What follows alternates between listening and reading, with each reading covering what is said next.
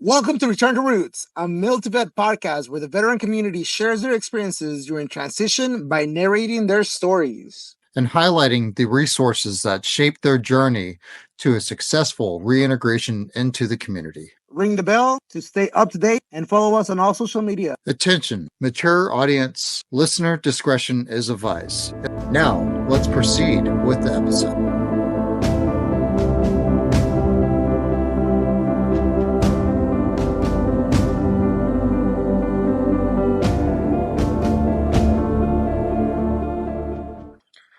Welcome to the second part of Lori Norris's episode. If you have not heard the first part, please go back to last week's episode and take a listen. Again, thank you for listening to Mil2Vet. Without further ado, here's Lori Norris. How did you start your resume career? No, and we'll talk about this here in a minute. I know that you are extremely knowledgeable. I know that firsthand, right? That's how we met each other. You actually helped me with the project that I was doing at the time, and you taught a lot of our veterans on a live event on how to do the basics of writing a military, translating the military eval into civilian speak, what things to focus on, and go from there. You talked about your marketing background, and you talked about being able to help and see the live wolves come on. But how did you gain that knowledge? I used to be in the corporate world. I sat on the other side of the desk, reading resumes, interviewing people, making hiring decisions. And I was in the retail world. So I worked for the corporate office of a retailer. Some people might remember Miller's Outpost, Anchor Blue, Juxtapost. Mm-hmm. I worked for their corporate office. And I was on maternity leave when 9/11 happened. And I wasn't there to kind of help guide the company. And I don't know if I could have made a difference or not, but the company ended up in 2002 going out of business. And I decided I wanted to do something different with my career. And so I wanted to travel less, and I'd had my first baby. And so I took a job teaching high school of all things. And I was teaching career services to high school students. So I taught them, like, how do you write a resume? How do you fill out a job application? And I realized that a lot of my marketing background really applied to job searching, that the job search is nothing more than a marketing process. It's strategic marketing at its finest. You have to know who your customer is. You have to know what's important to that customer. And then you have to be able to talk about how what you have can meet your customer's needs. That's job searching in a nutshell. It was really a natural transition for me. Now, I did not enjoy teaching high school because dang, kids are something. But I took that knowledge and I decided to start teaching adults. So I remember my first day of teaching job search skills to adults, my husband asked me how my day was. I'm like, well, nobody cussed at me and nobody made out in the back of my classroom. So I feel like it was a win. So, obviously very boring day. So yeah. So anyway, so I started teaching it to adults, and I would have people in my class. I would teach like a 3 to 4 hour resume writing class, and all the way from blue collar to C-level employee in that class. And maybe out of a class of 50 people, 1 or 2 could sit down and write their own resume, and everybody else was lost. And I would sit down with them and I would help them one-on-one. And I'm like, I wonder if there's a business here. And so I just started my own business. And while I was on maternity leave from my second child, I asked if I could go part-time, and they said no. So I started a business. And then when I came back from maternity leave, they said, well, we changed our mind and we can stay part-time. And I told them I'd started a business, and they said, as long as you don't market it here, we're fine with that. And so I doubled my sales pretty much from month to month, every single month. And by that, then I decided to go full time. So I've been full-time self-employed since, I feel like it's November of 2004.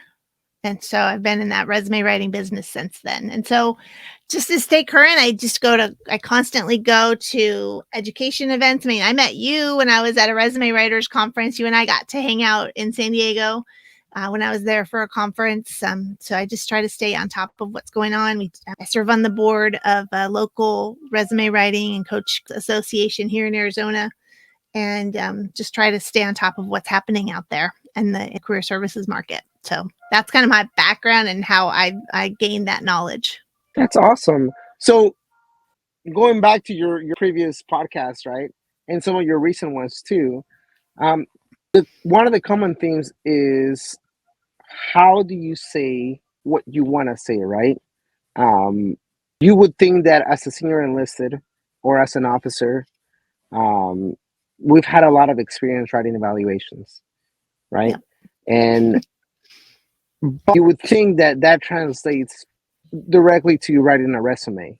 How do they differ from, to say it simply, from your experience? What would be the easiest way? Obviously, aside from becoming an expert in your field, which you are, what would be the easiest way for someone to take the leap in? Because everybody in their mind thinks that they can write a resume until it comes down to doing it, right? What is the difference between writing a good resume and just writing a resume? So, well, let's talk about the difference between writing an eval and writing a resume first, right? Like the biggest difference between those two is the language that you use. But when you start the process of writing a resume, the first thing I want you to go is to go get your evals out. And I know we kind of make fun of them and they're full of fluff, but they got metrics in them. They've got accomplishments in them. You've got award packages that have write-ups as to why you got those awards. I don't want your awards on your resume, but the good stuff as to why you got that award, those are your accomplishments that belong on your resume. So what I like to say is that a good resume, they'll read the whole thing, but we want a great resume, and a great resume leaves the reader with a compelling reason as to why they need to talk to you. And so the way to go from that good to great is by taking the focus off of you and putting the focus on the employer and their needs. Instead of talking about how great you are, instead focus on how you can add value to your potential employer. Are you going to be cost effective? What makes you worth the money they're going to pay you? How are you going to make a positive impact on their organization? That's what a resume needs to focus on. It's not about you, Yogi. It's about the value you can bring to a potential employer. And so that's what makes the biggest difference. And so a couple of things make a great resume. Number one, it's got to be focused and targeted. There is no such thing as a generic effective resume. There is a resume that tries to appeal to everyone, appeals literally to no one. No one. Right. Yes. And so focused and targeted. I got my focus word in. So it's got to be focused on value and benefits. It's got to have the military terminology translated. If the word petty officer is anywhere in your Navy transition resume, you got to stop. Like NCOs, like no petty officers, no bosun's mate, none of that. It's got to get out of there, right? So you've got to get your military terms out of the resume. It needs to have measurables and metrics, and it needs to show impact. You need to answer that so what question. So what value did you add? So what impact did that make? So what would have happened if you hadn't done that? Every bullet needs to answer the so what question. So those are just some tips to really turn your resume around and make it even better than it would have been if you just kind of sat down and said, okay, I'm going to write this just like I wrote my military eval.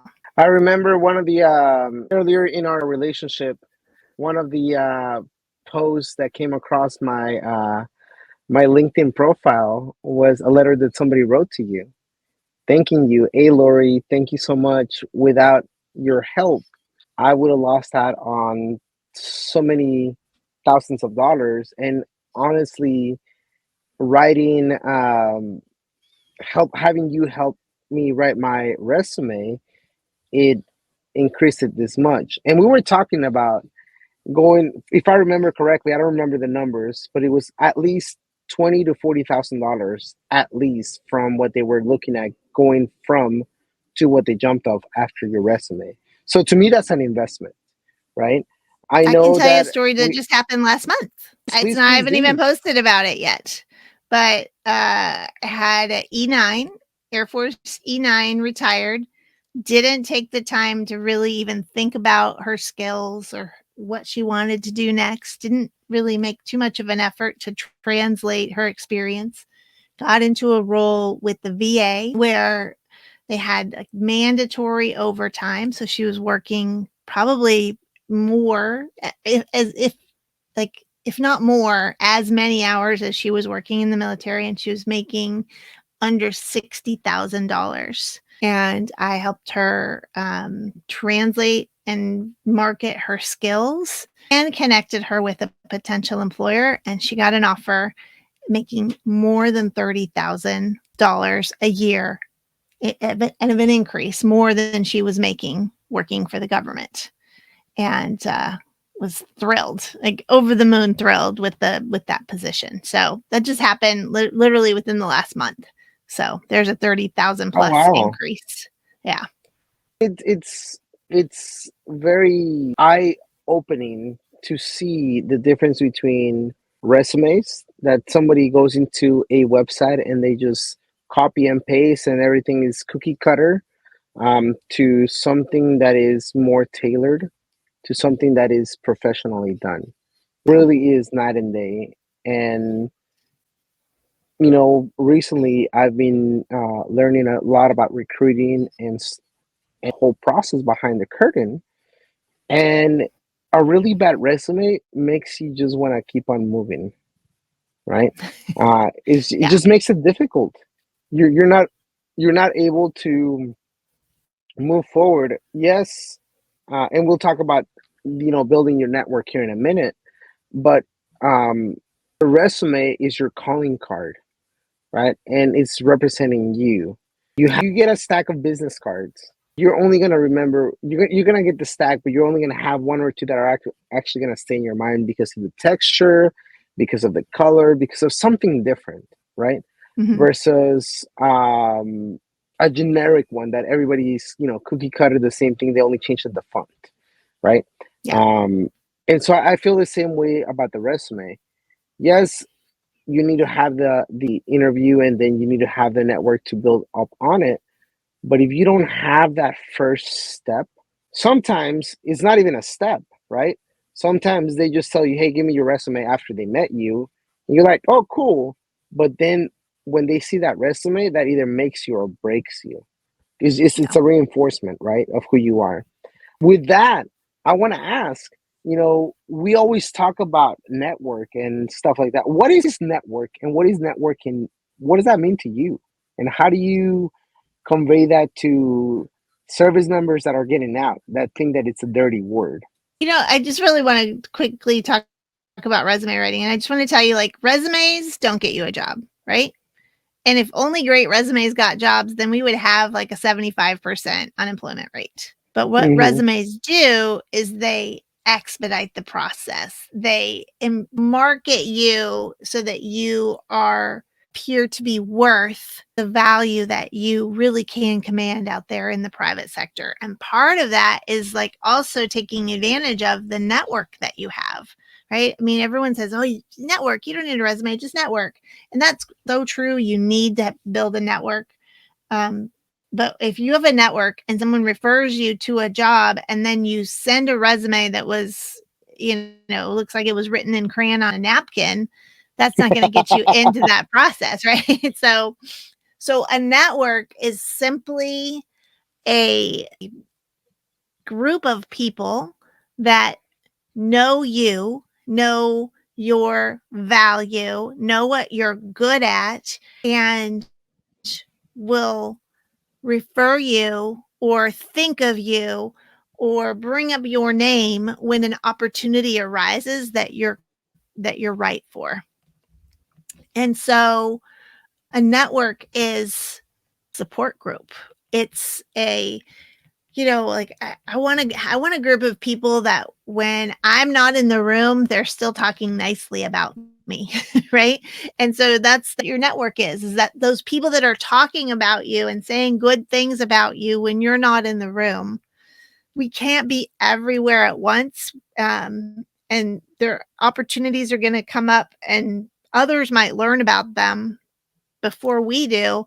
And we want to have a network that's going to bring our name up or give us a call or send that to us when we have a network. And, people make networking like this really fancy thing that, ooh, you got to be good at networking. No, you just have to have conversations with people. You just have to be a human being, open your mouth, talk to people, build relationships, and talk about where you're going and why you're qualified to go there. That's really what a network is all about. And it can be done virtually. Like I have people that I consider to be part of my network that I've never met face to face. I've only had conversations with them on LinkedIn. Or maybe I just met them for the first time in person and at the Military Influencer Conference in Las Vegas a couple months ago. But they're like, I consider them friends and they're part of my network. They're people that I could pick up the phone and reach out to, even though I've never met them face to face. I've only networked with them on LinkedIn or at networking events. I've been on a Zoom with them maybe, but I've not shake their hand or look them in the eye face to face. And that doesn't matter anymore. It's such a beautiful thing to be able to have that virtual network, right? So yeah, so that's really what networking is all about. Is just so to be able to do this and have this conversation. I mean, you're in Arizona, I'm in San Diego. Before, we would have not been able to even get connected, right? As a matter of fact, if I remember correctly, we kind of met originally just through LinkedIn. And I think we so, started a conversation and I want to say actually, Marina, you were in a show with Marina Rabnek, and I was like, oh, I love what she's talking, or maybe that was after, but either way, so Marina was involved in the process, and that's how we started to get to know each other, and that's how we got connected, and that's how we started teaching and helping out the veterans, and that's how I got to know you. And then finally, not too far into that, but we were able to connect here in San Diego and shake hands and see each other's eyes, right? But it was just that. It was something simple. It was having the conversation. It was getting to know you. You give the opportunity to ask you questions and have that conversation, and it would have to be transactional. And that's what I think gets lost into a lot of this part is it's not natural, right? And that's why it feels dirty, because you're reaching out to people and you're like, well, what if I don't like them? Well, if you don't like them, you don't have to talk to them. If you like them, it makes it even better. And then if you're able to have that conversation and move forward, then that's who you like and you meet who you like, then you move forward like that. So don't go into I don't go into that relationship with like, okay, let me see what I can get out of this person. Like, just go in and say, let me see what I have in common. Let me build that relationship and let's see what happens. And it's not like you said, it doesn't have to be transactional. One of the things I really like about Adam's book, The LinkedIn Mastery, is he talks about like how to build your network, right? It goes through like, what should your LinkedIn profile look like and what should be in it, but he also talks about how to use it too. And I did 2 really good episodes with Adam last season that he really into that a lot. I'd highly recommend, if you don't really know how to use LinkedIn, if you really can't figure out, like, how do I build a network? We talk about it a lot on the podcast, and those 2 episodes with Adam Bratz were really good about LinkedIn. So fascinating. And with that, now talking about advice and moving into the transition and into your experience, what would you say is the most common advice that you hear from service members? Oh, I wish I would have done this differently. Yeah.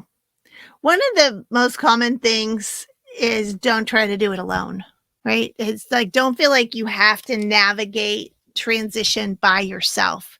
There are so many people, there are so many resources. And like you said, it is sometimes like drowning in a sea of goodwill. You don't have to use them all, but that's, I think that I just talked with Sean Welsh from, he's the co-host of the Vet SOS podcast. And he took us through like his top resources that he used. So do some due diligence, research what's out there, ask for advice, lean on people. Like the one thing that I think I love about the show that I host is that you're going to listen to and go, oh my gosh, I'm not the only one that's dealing with that. And you're going to feel vindicated that you are not alone in what you're going through, and don't feel like you just have to like suck it up and deal with it. There's so many people that are willing to help you. Like, you just have to be willing to reach out your hand and tell them how you need help, and they'll do it for you. So don't do it alone. That'd be my biggest advice to you. Okay. And what do you hear as a huge mistake that we, aside from don't do it alone, that we service members make all the time that we always regret? I would say it'd be tied for me between a lack of planning and preparation and a lack of focus. It really, Okay. I beat the focus drum because it's so critical. And let me tie it into this, right? So let me talk to you about why I talk about focus. So you live in San Diego, you are in the Pacific Ocean. If I said, today I'm going to go fishing in the Pacific Ocean, and as I get on my boat to leave to go fishing, and you ask me, you're like, Lori, what are you fishing for? And I go, I don't know what I'm going to fish for. I'm just going to go fishing. So I don't know what part of the ocean do I go to. What tackle do I take? What bait do I take to attract the fish that I want to catch? I don't know. So I'm just going to go fishing, and I am going to go out and I'm going to cruise around the ocean. I'm going to throw my hook out the lot, and I'm going to hope to catch a fish, but I'm probably going to come back at the end of the day hungry, frustrated, and sunburned. And I'm going to say, there are no fish in this ocean. And if you're out there job hunting right now and you're saying there are no jobs out here, I call BS.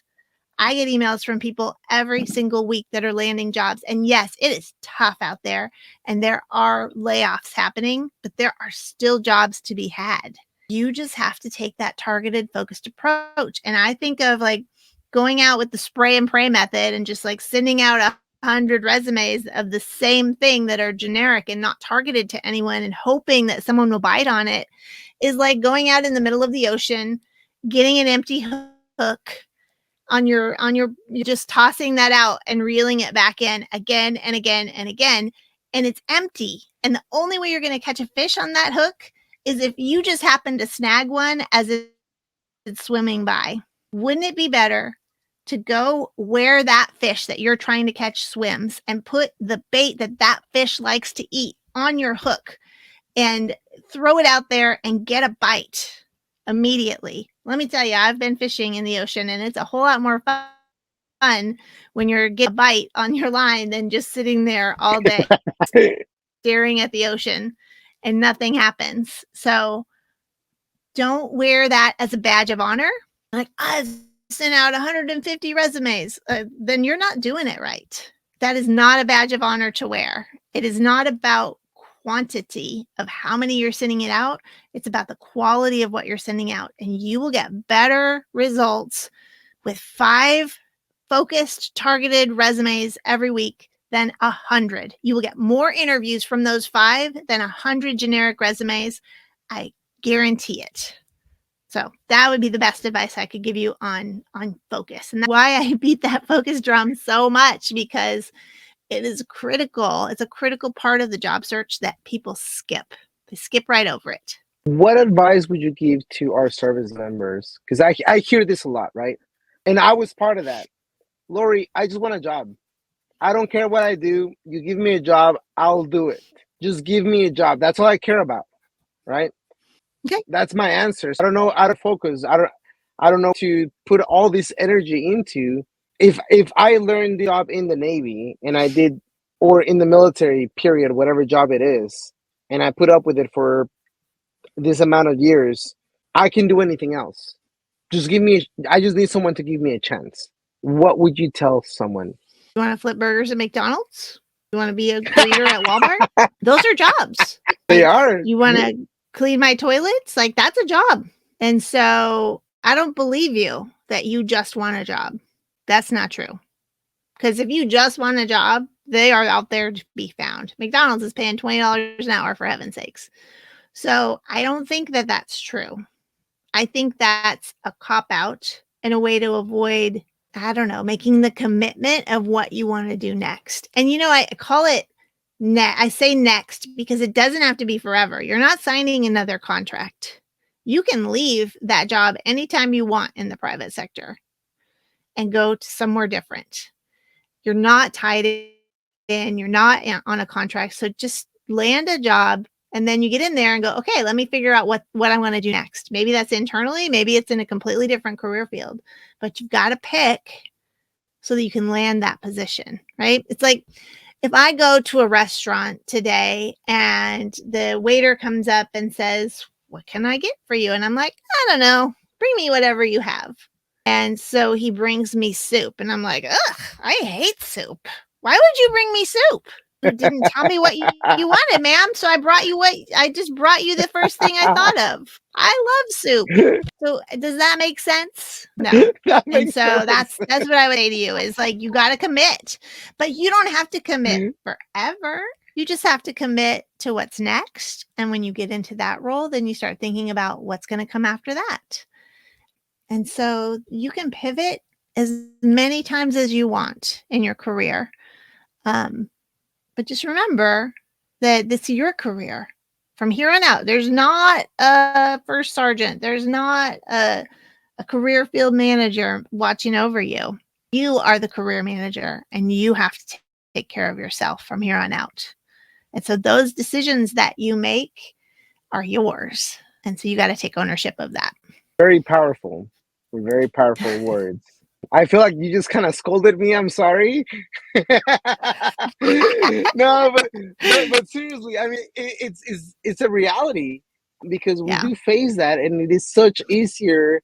And I love that you said that it does feel like a cop out, because in reality it is.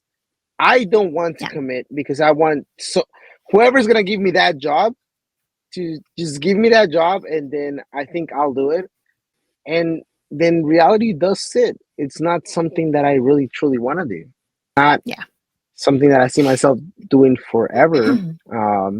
I think the first opportunity that I took as I was trying to transition out made me feel like I was dirty. And I was like, this is not something I would ever want to do.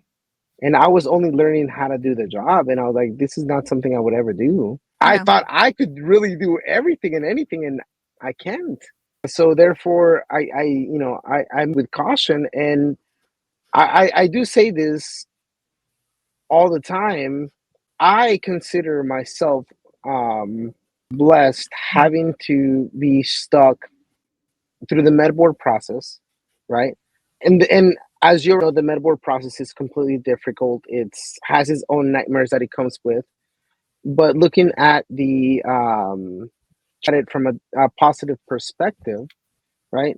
It has given me the ability to be able to transition out more effectively than it wouldn't normally do. With that, before we start wrapping everything up, I do want to ask, do you have some special advice that you would give to service members that are going through the med board process, that they can, because it is even more chaotic, what drug can you live for them? It's the exact situation that makes me feel so passionately about preparing service members earlier, right? And so if you've been preparing your entire career and you thought, okay, I'm going to do 22 years, and 15 years you get okay, at least I've been preparing, right? And so you likely haven't been preparing. And so you've got to accelerate the process, and you've got to figure out what you want to do next. That is your very first step. And I will say to you, like, I'm not expected to tell me what you want to do next for the rest of your career, but you've got to pick something and head on that path. Like, pick a path and then commit to it, and get your head pointed in that direction. And once you get there, then you can take a break, relax, figure out what's going to happen after that. But you've got to pick a path first, research what requirements that path has, like what that career, what need certifications, what skills do I need, how can I market what I've done in the military in that direction, and really just kind of, you've got to kind of put your focus toward that. Do your research, your labor market research, make sure that there are positions, companies available where you want to live, and start heading that path and commit to it. Because if you spend too much time like, okay, am I going to do this? What do I want to do? I don't know what I want to grow up. That time, that your timeline is accelerated. So you don't have that luxury of, kind of that self-reflection. So you might have to pick something and go that direction and self-reflect later. And so, but just take that time eventually, once you land and you get stable again, to take the time to do that self-reflection so you don't get stuck in a path that you're not happy with. So that would be my biggest thing, is you might have to accelerate the timeline. I just appreciate you have sacrificed your body and your health for our country. And I wish the situation was different for those of you that are going through that. But just know that, you're going to have to do it a little faster than everybody else. And I'm here to help you if you need it. Thanks, Lori. I know. And I've always felt your support and appreciation and your love. So thank you. I just wanted to say thank you for having me, and thank you for what you're doing for the community. There are some really great shows out there like what you and I are doing, and take advantage of them. Use your downtime to listen to advice. Don't do it alone, and use the resources that are out there available to you. There's so much more available today than there were 10 years ago. And so take advantage of that, and let me know if I can be of any service to you. Perfect. Return to roots. You've heard it. And as always, it's not always unicorns and rainbows out there. This is your transition. Take charge. Return to roots out. As we wrap up this compelling episode of Return to Roots, a heartfelt reminder echoes through our conversation. If you or someone you know is facing challenges, the National Suicide Prevention Lifeline is available 24/7. Dial 988. Your life is important, and help is just a call away. And before we sign off, a special mention for our transitioning service members. Explore the NYTT 365 app, an valuable resource tailored to support you on your journey from the military to civilian life. With guidance, community, and tools, it is here to make your transition smoother. Remember, you are not alone. Take that courageous step forward. Thank you for being with us on Return to Roots. Stay strong, stay connected, and always move forward. Support the Mil2Vet community by hitting that like button and subscribing for more engaging content. Ring the bell and stay connected. Stay updated, following us on all of our social media platforms.